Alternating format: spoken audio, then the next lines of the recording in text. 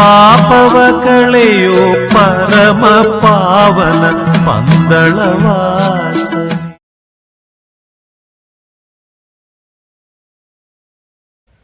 ಓಂ ಸ್ವಾಮಿಯೇ ಶರಣಮಯ್ಯಪ್ಪ. ಸ್ವಾಮಿ ಶರಣಂ.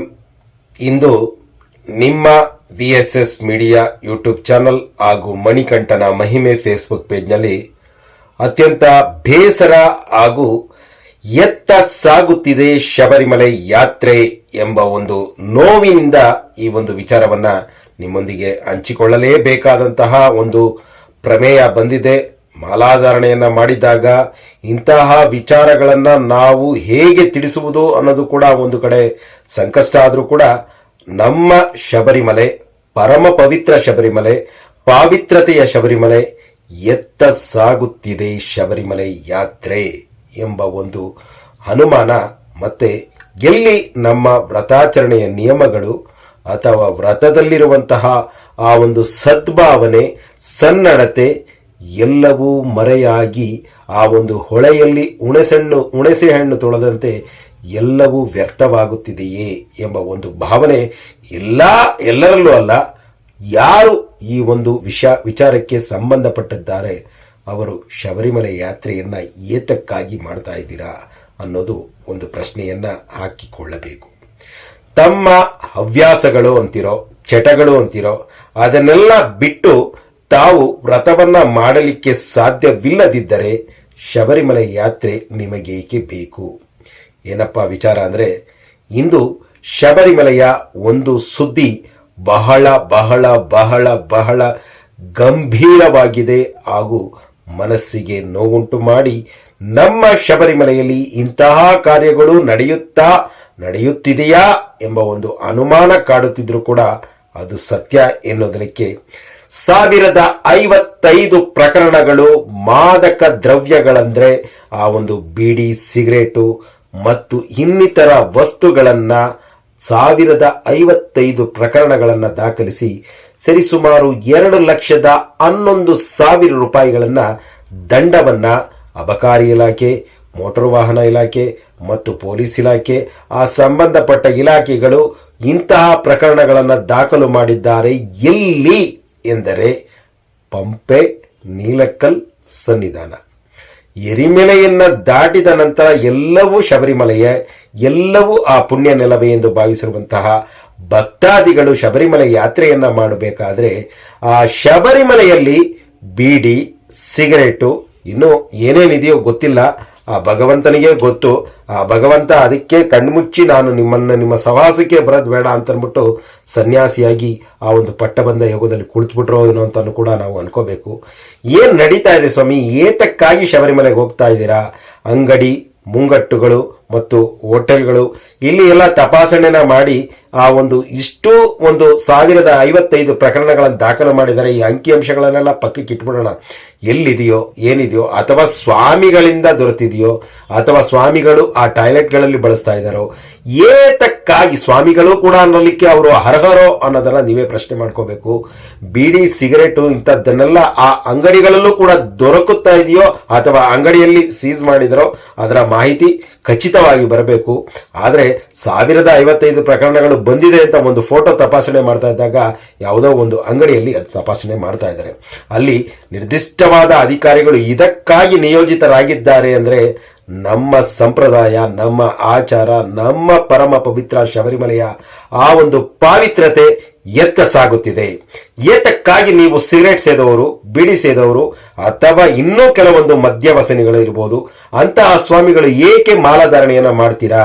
ನಿಮ್ಮ ಕೈಯಲ್ಲಿ ಆ ಹಠ ಅಥವಾ ಆ ಚಟ ಅಥವಾ ಹವ್ಯಾಸಗಳನ್ನ ಬಿಡಲು ಸಾಧ್ಯವಾಗದಿದ್ದರೆ ಆ ಭಗವಂತನ ನಾಮಸ್ಮರಣೆಯಲ್ಲಿ ಏತಕ್ಕಾಗಿ ನೀವು ಆ ಶಬರಿಮಲೆಯಲ್ಲಿ ಯಾತ್ರೆಯನ್ನ ಮಾಡ್ತಾ ಇದ್ದೀರಾ? ನಿಮಗಾಗಿ ಆ ಕದ್ದು ಮುಚ್ಚಿ ಅವರು ವ್ಯಾಪಾರ ಮಾಡೋರು ಇದಾರಾ ಅನ್ನೋದು ಕೂಡ ಪ್ರಶ್ನೆ ಬರ್ತಾ ಇದೆ.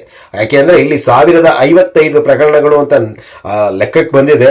ಅದು ಎಲ್ಲಿ? ನೀಲಕ್ಕಲ್, ಪಂಪೈ, ಸನ್ನಿಧಾನಂ, ಹೋಟೆಲ್ ಸಿಬ್ಬಂದಿಗಳನ್ನು ತಪಾಸಣೆ ಮಾಡ್ತಾರೆ, ಹೋಟೆಲ್ ಸಿಬ್ಬಂದಿಗಳನ್ನು ಎನ್ಕ್ವೈರಿ ಮಾಡ್ತಾರೆ, ಮತ್ತು ಅಂಗಡಿ ಮುಗ್ಗಟ್ಟುಗಳನ್ನು ಎನ್ಕ್ವೈರಿ ಮಾಡ್ತಾರೆ. ಅಂದರೆ ಎಲ್ಲವೂ ಕದ್ದು ಮುಚ್ಚಿ ಒಂದು ವ್ಯವಹಾರಗಳು ಶಬರಿಮಲೆಯಲ್ಲಿ ನಡೀತಾ ಇದೆ.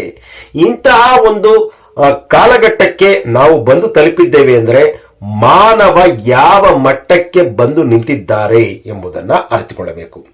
ಶಬರಿಮಲೆ ಕ್ಷೇತ್ರ ಎಂದರೆ ಅದು ಒಂದು ಪುಣ್ಯ ನೆಲ. 48 ದಿನಗಳ ಕಾಲ ಅಥವಾ 41 ದಿನಗಳ ಕಾಲ ಮಂಡಲ ಕಾಲ ವ್ರತವನ್ನು ಮಾಡಿ ಪವಿತ್ರವಾದ ಇರುಮುಡಿಯನ್ನು ಹೊತ್ತು ಬರುವ ಅಯ್ಯಪ್ಪ ಭಕ್ತರಿಗೆ ಟ್ರಾವಂಕೂರ್ ದೇವಸ್ವಂ ಬೋರ್ಡ್ನಿಂದ ಸ್ವಾಗತವನ್ನು ಬಯಸ್ತೀವಿ ಅಂತ ಅಲ್ಲಿ ಆ ಒಂದು ಮಾಹಿತಿ ಕೇಂದ್ರದಲ್ಲಿ ಪ್ರಚಾರ ಮಾಡ್ತಾರೆ. ಆದರೆ ತಾವುಗಳು ಮಂಡಲ ಕಾಲ ಮಾಡಿರೋರು ಇರಬಹುದು ಅಥವಾ ಮಾಡದೇನೂ ಇರಬಹುದು. ಇಲ್ಲಿ ವ್ರತನಿಷ್ಠೆಯನ್ನು ನಾವು ಮರೆಯೋಣ. ವ್ರತನಿಷ್ಠೆಯನ್ನು ಮರೆಯುತ್ತಾ ಅಲ್ಲ, ಅದನ್ನು ನಾವು ಸ್ವಾಮಿ ಶರಣಂ ತಪ್ಪಾಯಿತು, ಮರೆಯೋದಂತಲ್ಲ, ಆ ವ್ರತನಿಷ್ಠೆಯ ವಿಚಾರ ಪಕ್ಕಕ್ಕೆ ಇಟ್ಟುಕೊಂಡು ನಾವು ಏತಕ್ಕಾಗಿ ಈ ಶಬರಿಮಲೆ ಯಾತ್ರೆ ಅನ್ನೋದನ್ನು ಇಂತಹ ಸ್ವಾಮಿಗಳು ಬೀಡಿ, ಸಿಗರೆಟ್ ಇಂತಹ ವಸ್ತುಗಳು, ಮಾದಕ ದ್ರವ್ಯಗಳು ಅಂತ ದೊರಕ್ತಾ ಇದೆ, ಆ ಅಬಕಾರಿ ಇಲಾಖೆಯವರು ತಪಾಸಣೆ ಮಾಡಿ ಅದನ್ನು ಕಂಟ್ರೋಲಲ್ಲಿ ಇಡಬೇಕು ಅನ್ನೋದಕ್ಕೋಸ್ಕರ ನೀಲಕಲ್ಲಲ್ಲಿ ಇಷ್ಟು ಜನ, ಪಂಪೆಯಲ್ಲಿ ಇಷ್ಟು ಜನ, ಶಬರಿಮಲೆ ಸನ್ನಿಧಾನದಲ್ಲಿ ಇಷ್ಟು ಜನ ಇದ್ದಾರೆ. ಅಂದರೆ ಎಲ್ಲಿಗೆ ಬಂತು ನಿಂತು ಸ್ವಾಮಿ ಶಬರಿಮಲೆ ಸನ್ನಿಧಾನ?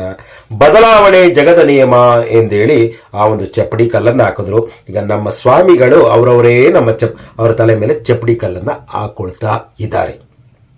ಯಾಕೆಂದ್ರೆ ಎಲ್ಲಕ್ಕೂ ಕಾಲವೇ ಉತ್ತರ ಕೊಡುತ್ತೆ. ಆ ಕಾಲ ಉತ್ತರ ಕೊಡಕ್ ಬಂದಾಗ ಆ ಉತ್ತರವನ್ನು ಸ್ವೀಕರಿಸಕ್ಕೆ ನಾವಿರ್ತೀವ ಅನ್ನೋ ಒಂದು ಪ್ರಶ್ನೆ ನಮ್ಮನ್ನ ಕಾಡಬೇಕು. ಆ ಕಾಡಿದಾಗ ಮಾತ್ರ ಸಾಧ್ಯ ಸ್ವಾಮಿ.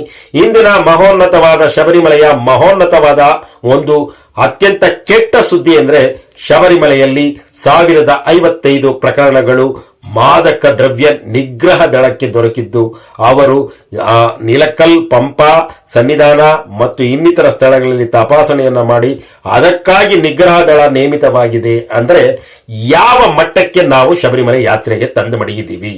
ಇದು ಸರಿಯೇ ಅಂತ ಕೇಳಲಿಕ್ಕೂ ನಾವು ಅರ್ಹರಲ್ಲ. ಇದು ಖಂಡಿತ ಅಕ್ಷರಶಃ ಪುಟ್ಟ ಮಗುವನ್ನು ಕೇಳಿದ್ರೆ ಶಬರಿಮಲೆ ಯಾತ್ರೆಗೆ ಹೋಗೋರು ಹೇಗಿರಬೇಕು ಅನ್ನೋದನ್ನು ಕೂಡ ಹೇಳ್ತಾರೆ. ಯಾಕೆಂದರೆ ಅವರಿಗೆ ಆ ಒಂದು ಕಥೆಗಳನ್ನು, ಆ ಒಂದು ಪುರಾಣಗಳನ್ನು, ಇತಿಹಾಸಗಳನ್ನು ಎಲ್ಲವನ್ನು ಕೇಳಿ ತಿಳ್ಕೊಂಡಿದ್ದಾಗ ಸ್ವಾಮಿ ಅಯ್ಯಪ್ಪ ಅಂದರೆ ಭಗವಂತ, ನಮ್ಮನ್ನು ಕಾಪಾಡುವವರು, ಅಭಯ ಹಸ್ತ ಕೊಡುವವರು, ಮತ್ತೆ ಚಿನ್ಮುದ್ರಾ ದಾರಿ ಅಂತ ಎಲ್ಲ ತಿಳ್ಕೊಂಡಿರ್ತಾರೆ. ಅಂತಹ ಕ್ಷೇತ್ರಕ್ಕೆ ಕಾಲಿಡುವಂತಹ ಇಂತಹ ದೊಡ್ಡ ದೊಡ್ಡ ಸ್ವಾಮಿಗಳು ಅಥವಾ ಆಸಾಮಿಗಳು ಅಥವಾ ಬೇರೆ ಏನು ಹೇಳಬೇಕು ನೀವೇ ಹೇಳಿ ಸ್ವಾಮಿ, ಇಂತಹ ವ್ಯಕ್ತಿಗಳು ಆ ಒಂದು ಕದ್ದು ಮುಚ್ಚಿ ವ್ಯಾಪಾರ ಮಾಡುವಂಥ ಸ್ವಾಮಿಗಳಿಗೆ ಒಡನಾಟವನ್ನ ನಾವು ಹೋಗಿ ಡಿಮ್ಯಾಂಡ್ ಮಾಡಿದ್ರೆ ಸ್ವಾಮಿ ಅವರು ತಂದು ಮಡಗೋದು.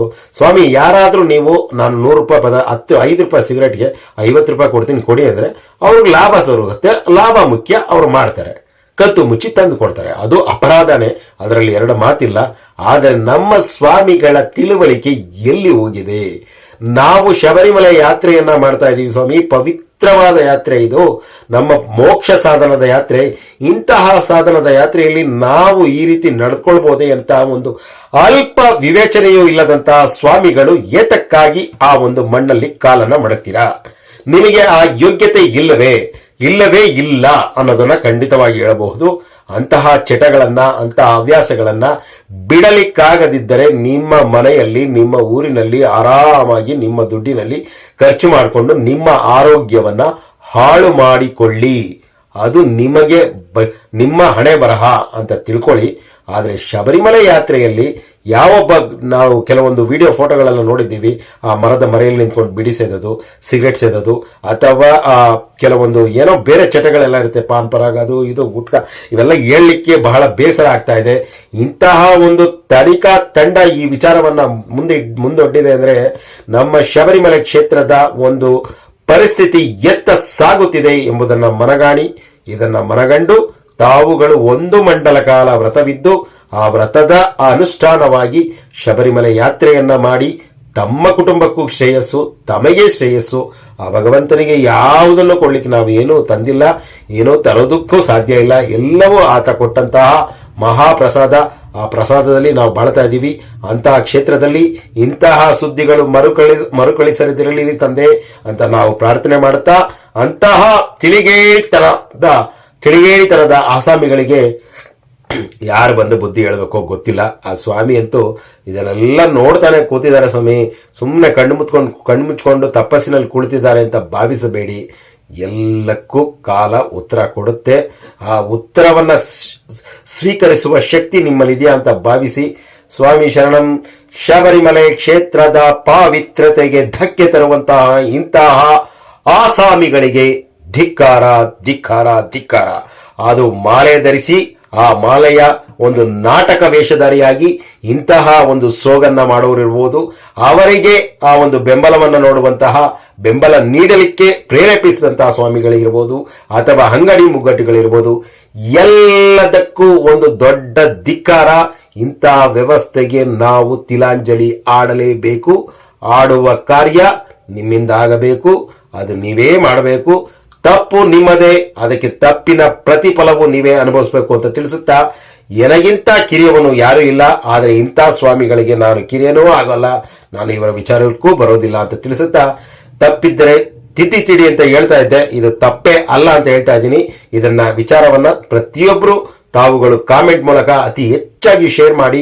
ಈ ಒಂದು ವಿಚಾರ ನಮ್ಮ ಕರ್ನಾಟಕದಲ್ಲಿರಬಹುದು, ಯಾವುದೇ ಒಂದು ಭಾಗದ ಆ ಸ್ವಾಮಿ ಅಯ್ಯಪ್ಪನ ಹೆಸರಿನಲ್ಲಿ ಇಂತಹ ಕಾರ್ಯವನ್ನ ಮಾಡುವಂತಹ ಆಸಾಮಿಗಳಿಗೆ ತಾವು ತಿಳಿ ಹೇಳಲೇಬೇಕು. ಕಂಡ ಚಿಕ್ಕ ಪುಟ್ಟ ಮಕ್ಕಳಾದ್ರೂ ಸರಿ ಬುದ್ಧಿ ಹೇಳಿ ಅವರಿಗೆ ಹೇಳಲೇಬೇಕು. ಅದಕ್ಕೆ ಅವರು ತಿರಸ್ಕಾರ ಮಾಡಿದ್ರೆ ಅದು ಅವರ ಹಣೆ ಬರಹ. ಇದು ನಮ್ಮ ಪರಮ ಪವಿತ್ರ ಶಬರಿಮಲೆ ಕ್ಷೇತ್ರ. ಆ ಪವಿತ್ರತೆಯನ್ನ ಉಳಿಸೋಣ. ಸ್ವಾಮಿ ಶರಣಂ. ಸ್ವಾಮಿಯೇ ಶರಣಮಯ್ಯಪ್ಪ. ನಿನಗಿಂತ ಕಿರಿಯವನು ಯಾರು ಇಲ್ಲ. ಟಿ.ಎಸ್. ಕಣ್ಣನ್, ರಾಮನಗರ. ಸ್ವಾಮಿ ಶರಣಂ. ಮಾದಕ ದ್ರವ್ಯದ ಆ ಒಂದು ಹವ್ಯಾಸಗಳಿಗೆ ಬಲಿಯಾದಂತಹ ಇಂತಹ ವ್ಯಕ್ತಿಗಳಿಗೆ ಆ ಭಗವಂತ ಏನು ತಾನೇ ಶಿಕ್ಷೆ ಕೊಡ್ತಾನೋ ಗೊತ್ತಿಲ್ಲ. ಆದರೆ ದಯವಿಟ್ಟು ಇಂತಹ ಒಂದು ಕರ್ತವ್ಯ ಕೆಲಸಗಳನ್ನ ಯಾರು ಮಾಡಬೇಡಿ ಅನ್ನೋದನ್ನ ನಾನು ಮತ್ತೊಮ್ಮೆ ವಿನಯಪೂರ್ವಕವಾಗಿ ಮನವಿ ಮಾಡ್ಕೋತೀನಿ ಸ್ವಾಮಿ. ಸ್ವಾಮಿ ಶರಣಂ. ಸ್ವಾಮಿ ಶರಣಮಯ್ಯಪ್ಪ.